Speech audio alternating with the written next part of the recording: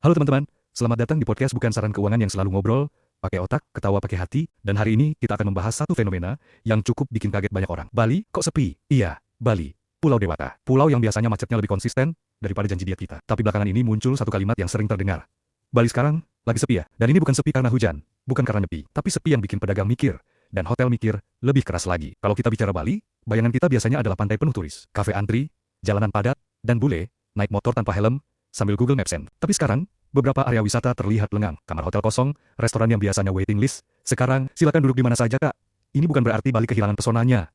Bali masih cantik, masalahnya bukan di alamnya, tapi di situasinya. Dan seperti hubungan yang mulai renggang, kita perlu jujur bertanya. Sebenarnya, kenapa? Mari jujur. Liburan ke Bali sekarang kadang rasanya kayak liburan ke luar negeri, tapi pas landing masih dengar orang bilang, Mas, parkirnya di sana, harga hotel, makanan, dan transportasi di beberapa area naik cukup tinggi. Buat wisatawan domestik, ini jadi pertimbangan serius, karena orang Indonesia itu logis. Kalau budget sama, mending sekalian ke Thailand atau Vietnam, dan itu bukan pengkhianatan. Itu perhitungan Excel. Turis asing juga masih datang, tapi tidak seramai dulu. Kenapa? Kondisi ekonomi global, biaya hidup meningkat, dan tren traveling berubah. Sekarang banyak wisatawan cari pengalaman, bukan cuma foto. Kalau dulu, ke Bali, buat foto pantai. Sekarang, apa yang beda dari Bali dibanding destinasi lain? Kalau jawabannya itu saja, ya mereka geser ke tempat lain. Ini agak pahit. Tapi, perlu dibahas. Bali pernah terlalu penuh, terlalu padat, terlalu ramai, macet, sampah, dan tata ruang yang tidak rapi, membuat sebagian wisatawan merasa, capek liburan kok capek, liburan harusnya recharge. Bukan malah butuh cuti tambahan. Yang paling terasa tentu masyarakat Bali sendiri. UMKM sepi, sopir pariwisata menunggu penumpang lebih lama, hotel dan restoran mengurangi jam operasional. Ini bukan soal Bali kalah saing, tapi soal rantai ekonomi yang terputus sementara. Karena di Bali, pariwisata itu bukan cuma industri, tapi urat nadi. Kalau wisata sepi, yang terasa bukan cuma pemilik hotel, tapi juga tukang canang, penjual kopi kecil, sampai bapak parkir. Sekarang bagian penting.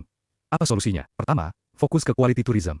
Bali tidak harus selalu penuh. Yang penting, pengunjung berkualitas. Tinggal lebih lama. Belanja ke UMKM, menghargai budaya, dan aturan. Sedikit tapi berkelas. Daripada ramai tapi rusuh. Kedua, wisata alternatif selain pantai, Bali itu bukan cuma Kuta dan Canggu. Ada desa wisata, budaya, kuliner lokal, spiritual tourism, ekoturism. Wisatawan sekarang suka cerita. Bukan cuma caption Instagram. Dan yang ketiga, harga masuk akal. Pengalaman maksimal. Bukan berarti murah, tapi adil. Kalau mahal, ya harus sepadan. Jangan harga premium, tapi pelayanan masih ya udahlah ya. Fenomena Bali sepi bukan akhir cerita. Ini cuma fase evaluasi. Bali tetap Bali.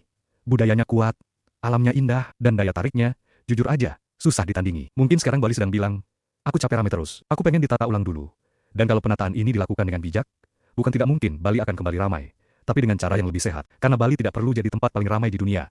Cukup jadi tempat yang paling berkesan. Saya, nama host, terima kasih sudah mendengarkan. Kalau kamu suka podcast ini, share ke temanmu yang lagi bilang, liburan ke Bali kok sepi ya? Sampai jumpa di episode berikutnya.